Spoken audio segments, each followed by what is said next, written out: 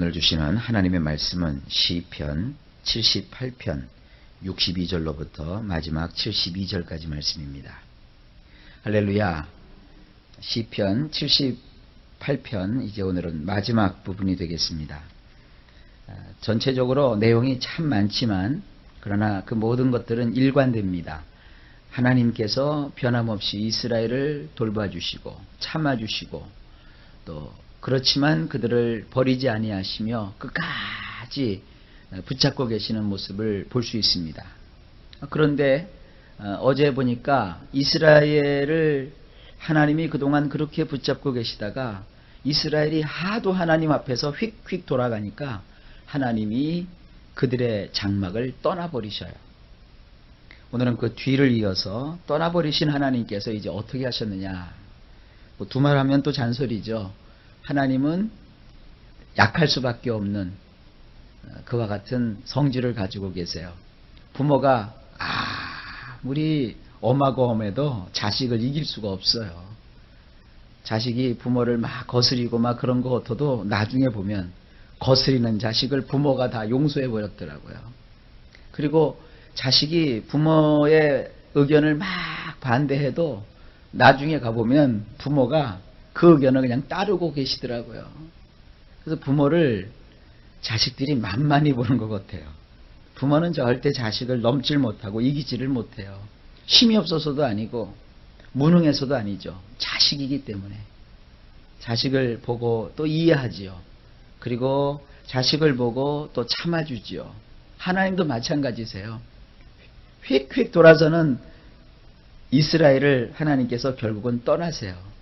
그런데 하나님 마음이 약해지셨어요. 그냥 영원토록 안 보시는 게 아니에요.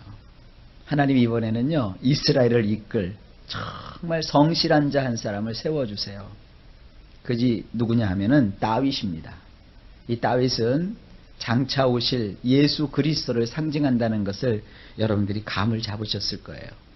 결국 하나님은 다윗의 그 성실함을 하나님께서는 그대로 받으셔서 그 다윗을 통하여 이스라엘을 이끌게 하십니다. 이건 결국 뭡니까? 영원한 구원자가 되시고 선한 목자가 되시는 예수 그리스도를 하나님이 반역하고 범죄한 그들을 위해서 보내시는 거예요. 그 덕분에 우리가 예수를 믿고 이렇게 건짐을 받고 구원을 받았지 않습니까? 자, 그와 같은 내용을 담고 있습니다. 62절. 그 백성을 또 칼에 붙이사 그의 기업에게 분내셨으니, 원문은 이렇습니다. 그분은 칼에 그 백성을 붙이셨고 그분의 기업에 대하여 경노하셨도다. 그렇죠. 그들이 계속해서 하나님을 배반하고 거역하고 획돌아서고 그리고 하나님이 가장 싫어하시는 우상을 만들고 우상을 숭배한단 말이에요. 그러니까 하나님께서 그들을 칼에다가 붙여버리세요. 칼이 와서 그들을 다 징벌을 해요. 죽음을 당한 것이죠. 그리고 그분이 기업으로 여겼던 그분의 기업에 대해서 하나님이 경노하세요. 굉장히 화가 나신 거예요. 그래서 어떤 일이 벌어졌어요? 63절입니다. 저의 청년은 불에 살라지고 저희 처녀에게는 혼인 노래가 없으며, 원문은 이렇게 되어 있습니다. 그들의 젊은이들은 불에 삼키워졌고 그들의 처녀들은 노래 부를 일이 없도다. 대적이 쳐들어와서 그 땅을 다 칼로 쳐서 회파하고 그 땅의 것을 다 불살라버린 거예요.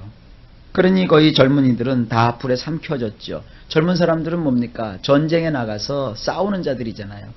그들이 패배를 당한 거예요. 그래서 다 모조리 목숨을 잃어버렸어요. 그런데 남자들이 다 죽었으니까 여자들은 자기 짝이 없는 거 아니겠습니까? 그러니까 처녀들이 노래 부를 일이 없는 거예요. 여전히 노래라고 하는 것은 특별히 혼인잔치 때 부르는 노래를 뜻해요. 뭐가 있어야 될 거 아닙니까? 밤하늘의 별을 봐야 자식을 낳는다 그러나요? 그런 말이 있잖아요. 짝이 없는데 무슨 혼인 노래를 부르겠어요. 그러니까 하나님은 그 땅의 젊은이들을 싹 다 죽여버리신 거예요. 굉장히 무서운 얘기죠. 64절. 저의 제사장들은 칼에 엎드러지고 저의 과부들은 애곡하지 못하였도다. 원문은 이렇습니다. 그들의 제사장들은 칼로 인하여 무너져 내렸고 그들은 과부가 되었어도 슬피 울지도 못하는구나. 자, 제사장은 뭐 하는 사람들입니까? 제사장들은 칼을 들고 일어나는 자들이 아니라 칼을 들고 일어난 사람들의 죄를 용서해 주기 위해서 하나님 앞에 제사를 지내주는 건데 제사장들마저도 다 칼로 인해서 죽어버렸어요. 그러니까 그들이 죄를 졌어도 어디에 가서 용서를 구할 수도 없게 된 거예요. 그리고 과부들이 막 생기는 겁니다. 전쟁은 대개 남자들이 치르니까 과부가 되었어도 슬피 울지도 못하는 거예요. 너무나도 그 상황이 안타까운 것이죠. 자기 남편이 죽었는데도 울지도 못하는 거예요. 이 얼마나 하나님 앞에서 아주 애통하고 비통한 그런 모습입니까? 하나님을 배반하면 이런 일을 이스라엘이 겪게 되는 것이죠. 그런데 65절을 한번 봅니다. 때 주께서 자다가 깬 자같이 포도주로 인하여 외치는 용사같이 일어나사. 이게 원문을 보면 이걸 어떻게 해석해야 되는가 참 난해 구절 중에 하나인데 이렇게 해석을 할 수 있습니다. 자던 자 같으시던 주님께서 이제 깨어나셨도다. 강한 용사였지만 그동안 술에 쩔어서 맹놓고 있던 분 같았는데 말이다. 자, 이제부터 상황이 싹 바뀌어요. 하나님의 마음이 바뀐 거죠. 자던 자 같으시던 주님이 이제 깨어나셨어요. 주님이 깨어 계셨으면 이스라엘이 칼을 맞지 않죠. 그게 표현이 참 놀라운 거예요. 하나님은 마치 어디 들어가셔서 주무신 것처럼 이스라엘이 그렇게 원수들에게 당했는데도 코빼기도 안 보이시는 거예요. 그러면 이 장면에서 하나님 어디 가셨습니까? 이렇게 할 수가 없죠. 이스라엘이 지네들이 잘못해놓고 지네들이 매를 맞는 거였거든요. 그래서 하나님께서는 전혀 기색도 안 하신 것 같았어요. 그리고 전쟁이 났으면 강한 용사가 나타나서 그 백성을 위해서 싸워줘야 되잖아요. 그런데 하나님을 보니까 마치 용사가 잔뜩 술을 먹어서 술에 취해가지고 혹은 술에 쩔어서 맹놓고 있으니까 싸울 수가 없잖아요. 그러니까 하나님을 지금 이렇게 표현하고 있어요. 강한 용사이시지만 그분은 그동안 술에 쩔어서 맹놓고 있었던 분과 같았었다. 그런데 그 하나님이 이제 어떻게 하셨어요? 일어나셨다는 거예요. 하나님이 다시 일어나셨다는 거예요. 그래서 어떤 일을 벌이셔요? 66절입니다. 그 대적을 쳐 물리쳐서 길이 욕되게 하시고. 원문은 이렇습니다. 그분은 그분의 대적들을 때려서 뒤로 물리치시어 그 치욕스러움을 길이길이 그들에게 안겨주셨도다. 자, 이거는 두 가지로 해석을 할 수 있어요. 하나는 긍정적으로 해석할 수 있어요. 이제 이스라엘을 향하여 하나님이 뜻을 돌이키시고 다시 오셔서 그들의 대적을 물리쳐 주셨다. 이렇게 해석할 수도 있고요. 두 번째로는 부정적으로 해석할 수 있습니다. 하나님께서 이스라엘이 그렇게 못된 짓을 하니까 가만히 안 계신 것처럼 계시다가 이제 하나님이 일어나셔서 하나님이 직접 그 못된 이스라엘을 대적으로 삼으셔갖고 치셨다. 이렇게 해석할 수가 있어요. 두 가지 다 해석이 가능합니다. 어쨌든 그 다음으로 이제 넘어가 봅시다. 67절. 또 요셉의 장막을 실어버리시며 에브라임 지파를 택하지 아니하시고. 원문은 이렇습니다. 그분은 요셉의 천막을 거절하셨으며 그분은 에브라임 지파를 선택하지 않으셨도다. 하나님께서는 일어나셔가지고 뭐 이스라엘을 치셨든지 아니면 이스라엘을 그동안 괴롭혔던 자를 치셨든지 어쨌든 하나님은 그동안 함께 하셨던 그렇지만 하나님을 거역하고 배반했던 그 요셉의 천막을 거절하셨어요. 그리고 에브라임 지파를 선택하지 않으셨어요. 그러니까 여기 그냥 요셉과 그 다음에 에브라임이 도매급으로 그냥 넘어왔거든요. 근데 이들은 하나님께 범죄했다는 것이죠. 이들은 하나님께 거역했다는 것이죠. 하나님께서 이 거역했던 백성들을 어떻게 하시느냐? 하나님께서 이제 거절하셨다는 거예요. 더 이상 쟤네들에게는 뭘 안 맡기시겠다는 거예요. 그리고 나서는 하나님이 뜻을 돌이키셔서 68절 오직 유다 지파와 그 사랑하시는 시온산을 택하시고, 원문은 이렇습니다. 그렇지만 그분은 유다 지파를 그분이 사랑하시는 시온산과 더불어 선택하셨도다. 이 요셉과 에브라임은 대대로 이스라엘을 통치했던 어떤 뭐라고 할까요? 지도자. 이 지도자를 배출을 했단 말이에요. 근데 하나님은 그들을 통해서 일을 이루지 않으셨어요. 어떻게 하셨느냐? 유다 지파를 선택하셨어요. 이 유다 지파는 대대로 이제 이스라엘의 정통 왕이 나오는 지파가 되죠. 바로 다윗이 유다 지파 사람이거든요. 그리고 다윗의 후손으로 예수 그리스도께서 오셨거든요.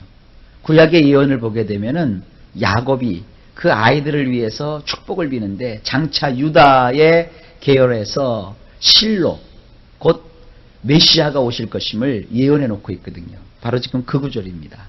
그러니까 지금 이것은 누구를 가리키는 거냐면은 다윗의 후손으로 오시는 예수 그리스도를 지금 여기서 보여주고 있는 거예요.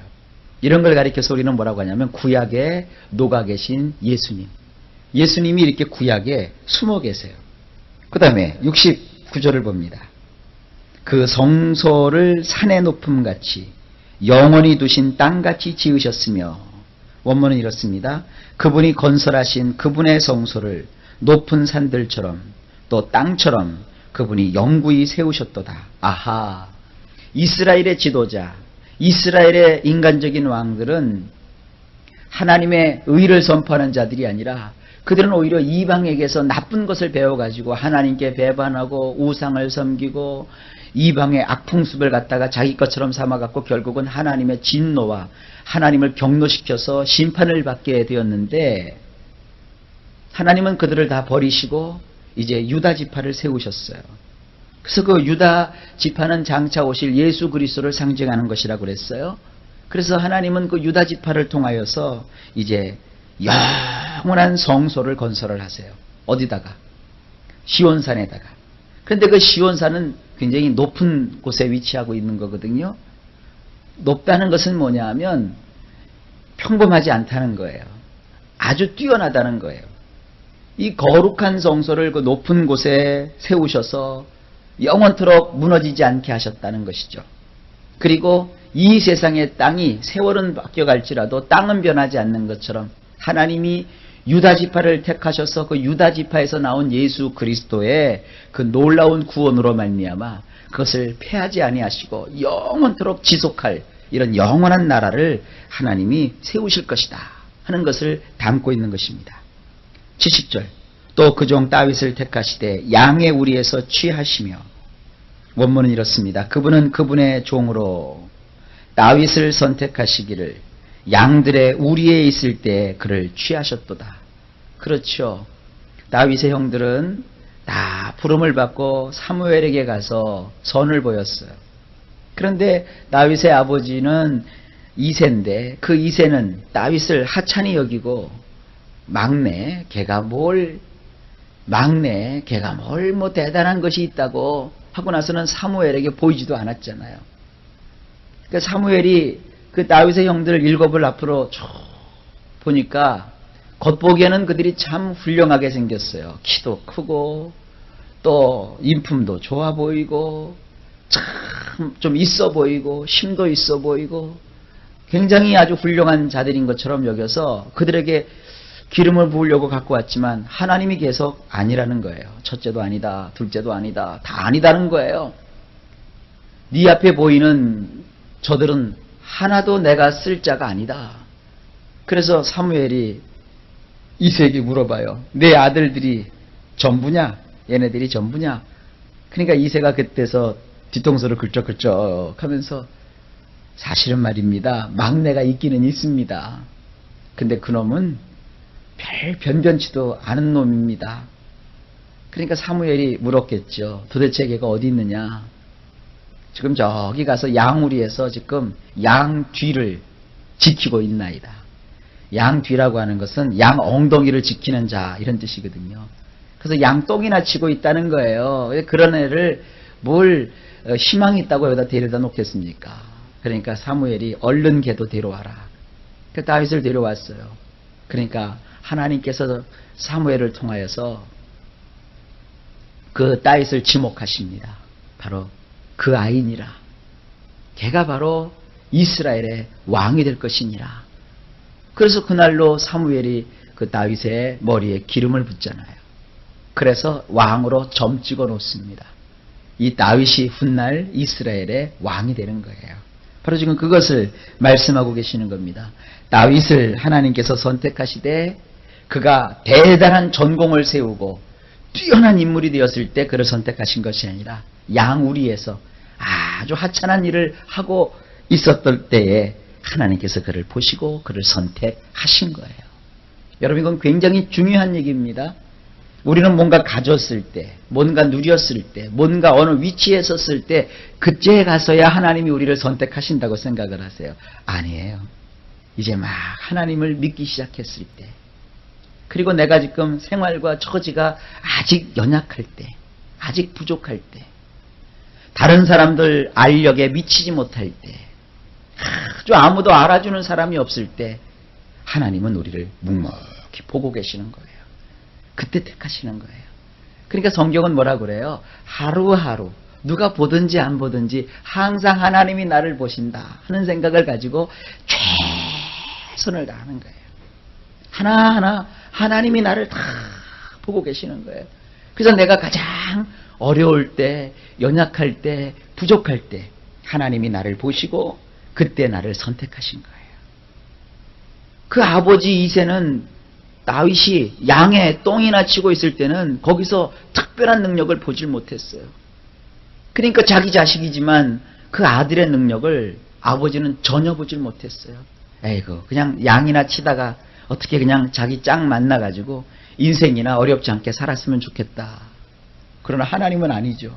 성실하게 양을 지키고 양의 그 배설물을 처리하고 그렇게 허접한 일을 하고 있는 다윗이지만 하나님이 그를 보시고 쟤는 된다. 내가 쟤를 택해야 되겠다. 그렇게 하셨다는 거예요. 여러분, 하나님의 마음을 여러분들이 잘 헤아리려 아실 수 있기를 주의 이름으로 축원합니다. 나중에 여성분들은 권사님이 되고 남자분들은 장로님이 되었을 때나 뭐 교회에서 좀 하는 거, 그거보다는 아직 평신도 시절에, 아직 집사 시절에, 아직 나약한 때에 하나님을 더 성실히 섬기십시오. 하나님이 그때 보시고 선택해 주시는 것입니다. 자, 그 다음에 하나님이 또 자세히 말씀을 하세요. 71절입니다. 전양을 지키는 중에서 저희를 이끄사 그 백성인 야곱, 그 기업인 이스라엘을 기르게 하셨더니, 원문은 이렇습니다. 전 먹는 양의 뒤를 쫓았던 그를 이끌어내사 그분의 백성인 야곱을, 그분의 기업이신 이스라엘을 목양하게 하셨도다. 예, 맞습니다. 왕은 목자가 되어야 되는 거예요. 왕은 백성들의 섬김을 받는 자가 아니라 마치 목자가 되어서 그 백성들의 모든 것들을 돌아봐 주는 것이 왕이에요. 다윗은 양을 정말로 잘 치렀어요. 그래서 양의 배설물을 치워주고 양을 항상 보살펴주고 돌봐주는 성실한 목자였어요. 여기 나오잖아요. 전 먹는 양의 뒤를 쫓았던 그 다윗을 하나님이 보시고 거기서 이제 하나님이 이끌어내셨어요. 네가 양을 돌보듯이 내 백성도 그렇게 돌봐줄 수 있겠다. 그래서 하나님께서 그 다윗을 이끌어내신 거예요. 그래갖고는 이제는 전 먹는 양을 치는 것이 아니라 하나님이 귀하게 여기셨던 하나님의 백성인 야곱의 후손들을, 그분의 기업이신 이스라엘을 목양하도록 하나님이 그렇게 해주신 거예요. 이게 생활의 원리예요. 예수님도 이 말씀하셨죠. 작은 일에 충성하는 자에게 하나님은 큰 일도 맡기시는 거예요. 작은 일에 충성해야 하나님이 그 일을 맡기시는 거예요. 이 세상에는요, 많은 사람들이 꿈을 꿔요. 또 하나님께서 비전도 보여주세요. 환상도 보여주세요. 그래서 이렇게 말을 해보면은 꿈도 알차고 이상도 커요. 굉장한 일을 할 것 같아요. 그런데 하나님은 꿈을 가지고 있다고, 이상만 가지고 있다고 해서 그를 쓰시는 게 아니에요. 얼마나 그가 그에게 맡겨진 현재의 작은 일에 충성을 다하고 최선을 다하느냐, 하나님이 그걸 보시는 거예요. 그래서 꿈이 크고 비전이 있고 이상이 있으면 작은 일부터 충성을 다해야 되는 거예요. 성실하게 하다 보면 하나님께서 반드시 그 꿈을 이루어 주세요. 꿈을 꾸는 자는 많지만 성실하지 못해서, 충성되지 못해서 그 꿈을 바라만 보다가 끝나는 거예요. 우리는 꿈을 꾸는 자, 꿈을 바라보는 자가 아니라 이제는 그 하나님께서 꾸게 하셨던 꿈을 이루는 자, 또 바라봤던 이상을 성취하는 자가 되어야 될 줄로 믿습니다. 그와 같은 것은 오늘 시작되는 거예요. 오늘도 여러분들이 하나님 안에서 할 수 있는 일들을 하나씩 하나씩 성실하게 하시길 바랍니다. 하나님은요, 그거 우리가 뭘 잘해서 업적을 내야만 참 잘했다 그러지 않습니다. 초등학교 가보면 선생님들이, 지금은 어떤지 모르겠어요, 이렇게 도장이 있죠. 여기 참 잘했어요. 별 하나짜리, 별 2개짜리, 별 3개짜리. 근데 그 참 잘해서 찍어주는 거 아니거든요. 선생님들이 이렇게 보고 애들이 잘하면 얼마나 잘하겠어요. 그러나 아주 열심히 하고 애쓰는 그 아이들을 선생님들이 사랑스러운 눈으로 보면서 공책에다가, 노트에다가, 책에다가 도장을 꽝 찍어주죠. 참 잘했어요. 참 잘했다는 것은 진짜 잘해서 잘했다는 게 아니라 더욱더 잘할 수 있어 너는 하고 선생님이 거기다가 희망의 도장을 꽝 찍어주는 거예요. 아이들이 그거 하나 바라보려고, 그거 하나 받으려고 아주 애쓰고 힘써서 노력하잖아요. 바로 그거예요. 우리가 뭘 잘해서 하나님이 훌륭해서 우리 보러 잘했다는 게 아닙니다. 하나님 앞에서 이렇게 성실하게 최선을 다하면 하나님이 우리를 향해서 참 잘했어요 그러는 거예요. 그러니까 오늘 하루 종일 사시다가 오늘 밤에 잠들기 전에 위로부터 하나님이 이렇게 말씀해 주시길 바라요. 오늘도 사랑하는 나의 아들아, 사랑하는 나의 딸아, 참 잘했어요 하고 하나님이 그렇게 칭찬을 해 주실 수 있기를 주의 이름으로 축복합니다. 오늘도 여러분 참 잘했어요 그 말씀 들으셔야 돼요. 그러면 결국 하나님은 여러분의 인생 속에 그렇게 역사해 주시는 겁니다. 마지막입니다. 72절. 이에 저가 그 마음에 성실함으로 기르고 그 손에 공교함으로 지도하였도다. 원문은 이렇습니다. 그는, 다윗이죠. 그는 그 마음의 성실함으로 목양하였고 그의 편손으로 신중하게 지도하였도다. 이게 우리 성경엔 이게 잘 안 나오지만 이 원문 성경으로 보면 이게 확실히 드러나요. 하나님께서 다윗을 선택하셔서 이제는 양을 치는 목자가 아니라 이스라엘이라는 나라를 치는 큰 목자로 삼아주셨어요. 근데 그 다윗이 어떻게 했어요? 작은 일에 충성했던 다윗이 그의 마음의 성실함으로 그 나라를 잘 목양을 했어요. 하나님이 맡겨주신 그 백성들을 잘 양을 아주 행복하게 만들어 주었던 것처럼 그 백성을 다윗은 행복하게 만들어 주었어요. 그리고 여기 그의 편손으로 신중하게 그들을 지도하였도다. 손을 이렇게 감추어 놓지는 않고 다윗이 손을 폈어요.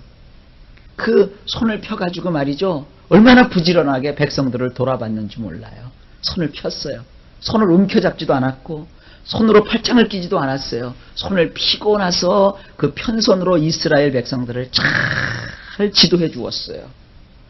이런 다윗의 모습은 장차 오실 예수님을 내다본 거예요. 여러분 그렇죠? 예수님은 우리의 진정한 목자이세요. 예수님은 그 손을 거두지 아니하시고 그 손을 펴서 우리를 돌봐주고 계세요. 오늘도 주님은 그 손을 펴셔서 우리를 붙잡아 주실 겁니다. 우리가 마음에 힘들고 지쳐있을 때 우리 어깨를 하나님이 탁탁 예수님이 두드려 주실 거예요. 그리고 우리가 막 슬퍼서 눈물을 막 흘리고 계실 때 우리 예수님도 옆에 와서 울지마 울지마 그러는 게 아니라 우리 예수님도 같이 울어주시는 거예요. 덩달아 괜히 울어주시는 거예요. 울다 보면 예수님은 왜 우세요? 나는 슬퍼서 우는데. 그럼 예수님이 그러신다고요. 나는 슬픈 게 하나도 없는데 네가 슬프니까 내가 슬퍼. 그리고 울어주시는 거예요. 또 내가 좋아서 막 기쁘면 예수님도 덩달아서 막 기뻐해 주세요. 그럼 물어봐요. 예수님 뭐가 이렇게 좋으세요? 나는 좋은 게 없는데 네가 좋아하니까 나도 좋은 거야. 그게 우리 예수님이세요. 그런 예수님이 오늘도 종일토록 우리와 함께 하시는 겁니다. 그 예수님은 우리가 이 세상에서 목숨을 다하는 그날까지 우리와 함께 하셔서 정말로 성실한 다윗처럼 우리를 돌아봐주고 우리와 함께해 주는 것입니다. 다윗은 그 양의 배설물을 처리를 했던 자였어요. 예수님은 다윗처럼 오셔서 우리의 못난 부분, 우리의 더러운 부분, 우리의 부족한 부분까지도 다 맡으셔서 정결하게 해주시고 우리로 하여금 깨끗하게 아주 기분 좋게 살 수 있도록 이끌어 주시는 것입니다. 오늘도 이런 예수님의 은혜가 넘치는 줄로 믿습니다. 예수님이 그 편손으로 오늘도 여러분을 인도하시고 보살펴 주시고 역사해 주신다는 사실을 믿으십시오. 일마다 때마다 그 예수님의 도우심이, 그 평강하심이 오늘도 넘칠 줄로 믿습니다.